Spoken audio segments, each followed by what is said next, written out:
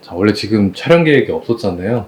그치. 네. 근데 제가 찍어달라고 한 이유가 있어서 지금 시장이 어떠죠? 지금 아마 놀라신 분들이 되게 많을 것 같아요. 가장 큰 충격파를 주고 있는 거는 역시 카카오랑 네이버가 어제부터 벌써 이틀 동안만 지금 거의 20% 가까이, 현재 시간이 1시 한 40분 정도인데 카카오가 어제 10% 빼고 오늘 거의 7.5%를 좀 빼고 있습니다. 지금 너도 카카오 갖고 있다고 알고 있는데 괜찮아? 네, 맞아요. 그래서 어떻게 해야 될지 모르겠어서. 이게 카카오에 대해서 뭐 엄청 자세하게 아는 건 아니지만 전체적인 내용이나 현재 시장에 흘러가는 그 흐름을 봤을 때 급하게 좀 여러분들에게 설명드리고 싶은 부분들이 몇 개 딱 생각이 나서 조금 조심해야 되는 부분들도 있고 차트 보면서 좀 설명을 드려볼게요. 왜냐면 8월 달에 여러분들 하이닉스 폭락하면서 시장이 그 이후에 어떻게 됐는지 경험하신 분들이 있을 거예요. 아마 9월 달에 그 충격파는 지금 카카오가 지금 스타트를 끄는 것 같고요. 문제는 우리가 이제 어떻게 시장을 바라보고 대응을 해야 될지가 중요하겠죠.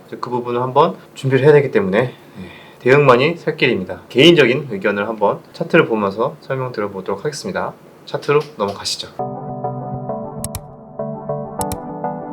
자, 차트로 넘어왔습니다. 카카오 차트를 보고 계시는데 와, 이게 지금 이틀 동안에 이렇게 빠진 그런 모습이 없었어요, 이전에. 물론 그동안 솔직히 좀 많이 오르긴 했습니다. 이때 올해 초부터 액면 분할 이후에서도 거의 이렇게 계속 쉬지도 않고 올렸는데 이번에 조금 긴장을 해야 되는 정도의 조정이 나왔어요. 올해 말 들어서 매수하신 분들은 하반기 이후를 좀 매수하신 분들은 대부분 다 전부 마이너스로 돌아섰을 텐데 여러분들 아시다시피 이유는 그거죠. 정부가 독점 플랫폼에 대해서 규제를 논의를 하고 있다. 그게 대표적으로 카카오랑 네이버가 보통 타깃이 되는 것 같고요. 모르겠어. 원래는 현재 정부에서 카카오 쪽을 그래도 잘 성장도 잘 되게 하고 금융 사업도 잘 축축축 되고 있었는데 요즘에 뭐 정치적인 이해가 잘 안 되지만 뭔가 틀어졌는지 갑자기 독점을 좌시하지 않겠다 이야기가 나왔습니다. 그래서 외국인도 굉장히 빠르게 반응을 하는 것 같아요. 어제 수급을 보시면요, 여기 보시면 어제 외국인이 4,300억을 매도했습니다. 거기에 맞서서 기관도 같이 2,000억 가까이 매도를 했고 오늘은 아직 매매 동향이 나오진 않았지만 아마 오늘도 장 끝나고 나오면은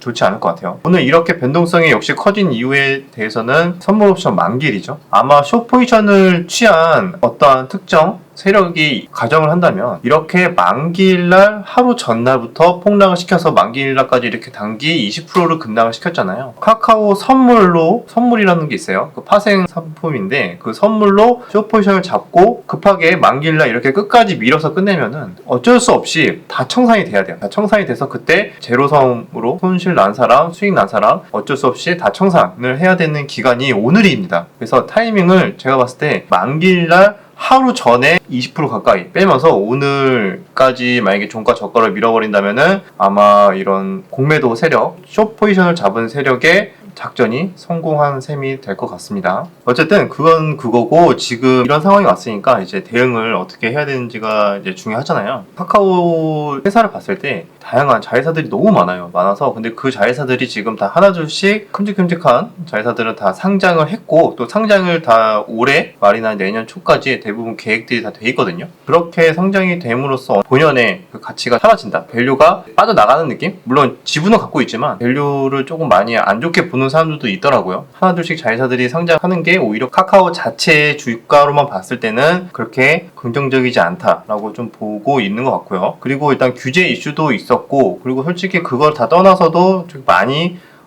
오른 것도 있었습니다. 그래서 지금 이 추세는 이렇게 거래량이 터지면서 121선도 다 하향 돌파하는 이 정도의 흐름이라면은 일단 단기 추세가 꺾였다. 이건 어쩔 수 없는 현재 상황에서 이제 팩트인 것 같아요. 그러면 우리는 여기에서 두 가지로 바뀌는 것 같아요. 나는 정말 이 카카오라는 회사의 사업성과 미래성에 대해서 난 정말 좋게 보고 있고 앞으로도 난 이 회사와 끝까지 함께 가고 싶다 라고 생각하신 분들은 전혀 이런 거에 동요하거나 흔들리지 말고 오히려 여유 자금 생겼을 때 조금씩 사시는 것도 나쁘진 않죠. 근데 이런 투자자분들도 많이 계시겠죠. 나는 그래도 기회비용이 굉장히 중요하다. 하락장이나 횡보장이 몇 개월간 지속이 될 거라면은 난 차라리 비중을 줄이거나 어느 정도 손절도 생각을 하면서 기회비용 차원에서 다른 종목에서 좀 수익을 내고 싶다 이렇게 생각하시는 분들도 계실 거예요. 이제 그런 분들은 어떻게 대응을 저 같으면은 여기에서 단기적으로 한 20% 정도 가까이 빠졌으니까 오늘 만기일이니까 오늘 만기일날 끝나면은 어느 정도의 기술적 반등 구간은 좀 나올 수는 있다고 개인적으로 생각합니다. 물론 그 폭이 정말 생각보다 적을 수는 있어요. 왜냐면 그만큼 계속 매도세가 너무 강하다 하면은 생각보다 1, 2%, 3% 막 이 정도 반등 나오고 횡보하거나 더 빠지거나 이렇게 이런 식의 흐름이 나올 수는 있겠지만 좀 흐름 보면서 기술적 반등이 나온다면은 거기에서는 충분히 비중 축소를 할 것 같아요. 왜냐면은 이 정도의 흐름이 나왔다면은 글쎄요 이게 아마 다시 원래대로 돌아가기까지는 다시 뭐 극적으로 호재가 나오지 않느나 규제 그런 거 뭐 논의 전혀 하지 않겠다 뭐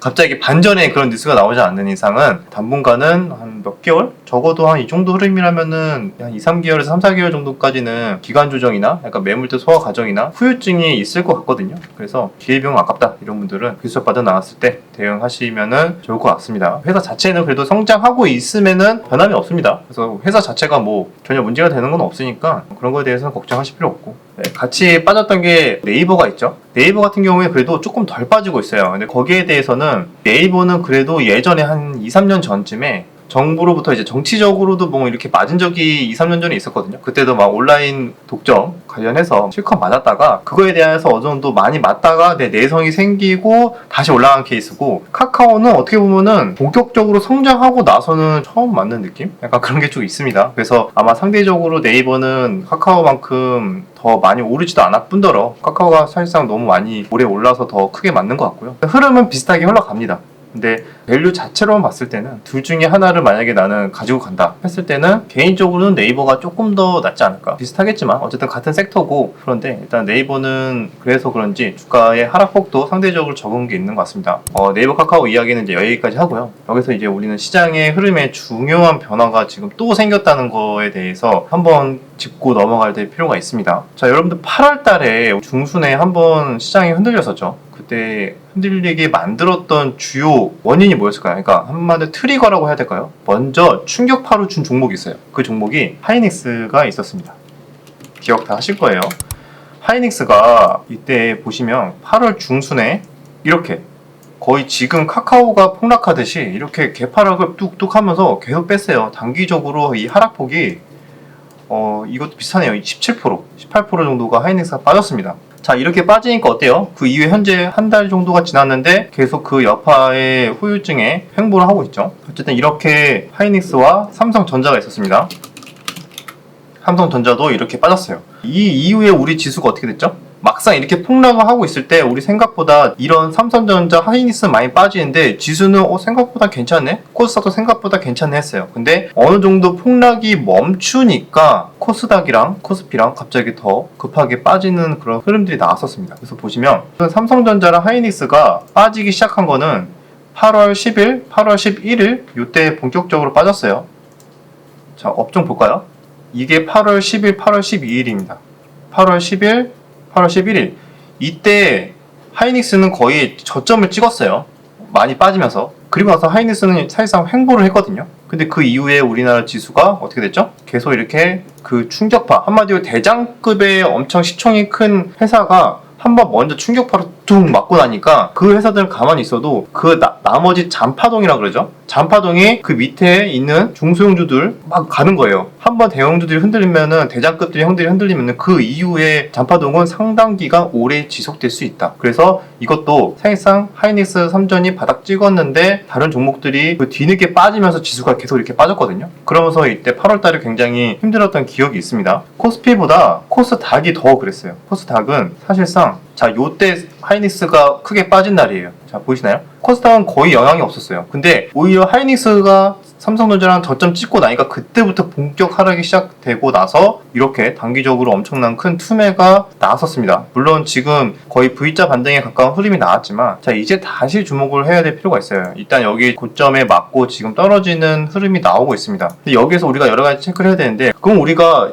8월 달에는 하이닉스랑 삼성전자의 이제 충격파로 인해서 잔파동을 좀 고생을 했다. 근데 9월 달은 뭐가 될까요? 보신 분들은 눈치채셨겠지만 그 파동이 카카오랑 네이버가 좀 만들고 있지 않나라는 생각이 듭니다. 그래서 이 카카오랑 네이버가 크게 충격파를 만들고 나서 그 이후에 잔파동이 어떤 식으로 우리 시장에 영향을 줄지는 지켜봐야 돼요. 일단 지금부터 어제 오늘 일단 코스닥 자체도 흐름이 별로 좋지 않죠. 선물 옵션 만기에 대한 약간 경계성 물량도 있고 추석도 있으니까 그거에 대해서 현금화하려는 심리도 아마 같이 작용을 하는 거긴 하지만 그것만으로도 볼 수 없습니다. 그 이유가 환율이 오르고 있습니다. 우리 개인 투자자들만 그냥 현금화하고 싶어서 판다면 환율이 오를 리가 없겠죠? 이건 환율이 오른다는 거는 외국인들이 팔고 그거를 달러로 바꾸고 나가는 과정에서 환율이 이렇게 보통 오릅니다. 그래서 차트를 간단하게 보시면 자, 현재 환율의 차트입니다. 일봉 차트고요. 이때 가운데 이때 보시면은 8월 달에 많이 올랐었잖아요. 8월 달에 이때 많이 올랐던 게 1184원까지 올랐습니다. 그리고 나서 한 1150원대까지 떨어졌다가